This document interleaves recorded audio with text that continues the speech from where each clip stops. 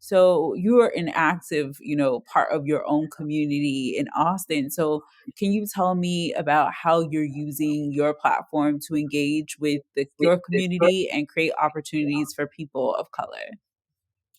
So we're actually in Houston. I mean, we have a I guess you could say a virtual address, but I'm physically located in Houston because the part that I left out. So in April 2020, I actually moved from my hometown of Austin to Houston. So that's where I'm currently. And that was impromptu. That was unrehearsed. That was literally just a getaway weekend that turned into a move, like literally over the weekend.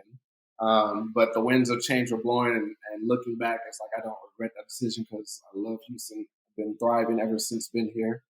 But yes, Austin is still home, of course. And on our website, it actually is on our About Us page, just our core values, and it is connection community. I'm gonna just read it really quick. It says community is important to us. We still believe in the phrase, it takes a village when it comes to nurturing creativity. That is why we partner with local schools, universities, and HBCUs to recruit enthusiastic interns and offer internship opportunities to further develop their curiosity in design and technology. We cover some of the most exciting events to highlight the achievements and advancements individuals are making in the community. We enjoy creating informative, insightful content that engage our audience and keeps us up to date when it comes to the world around them. We're always seeking partnership opportunities with innovative brands who share the same core values as we do and that want to push the envelope of how they can connect with their audience. So to answer that question specifically, we are currently recruiting HBCU.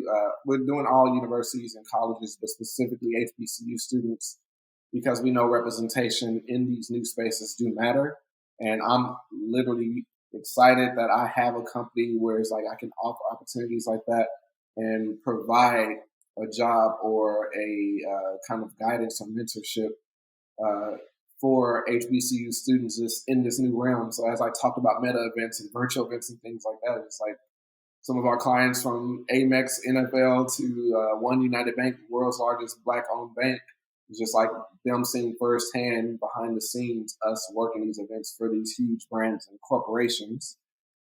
So yeah, to be able to offer that opportunity to those students to educate them and get them well versed in this new technology, this new space, is something that I love definitely.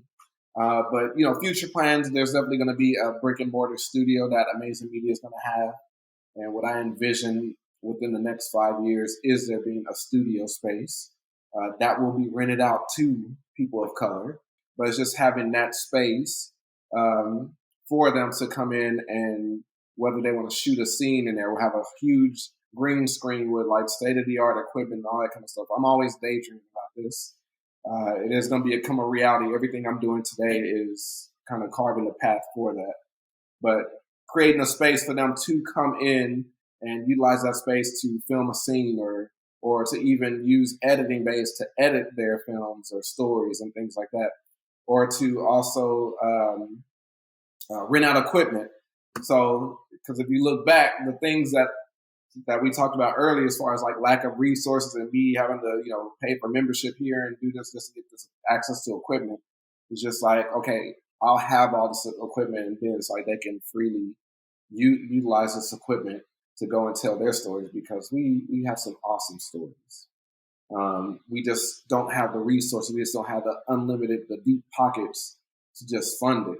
But I've seen all these indie filmmakers, even in Bollywood, Nigerian filmmakers, they're literally doing stuff with buckets and stuff like that. And it looks like this high scale production and everything. And then they show behind the scenes of how they did it. It's like they're usually using buckets and just stuff around the house, like they're in the slums, but it's like they still make it work. They got an Android phone and filmed a specific way to give it a real big budget film look. So it's like if we're doing that with nothing, imagine what we'll do with everything.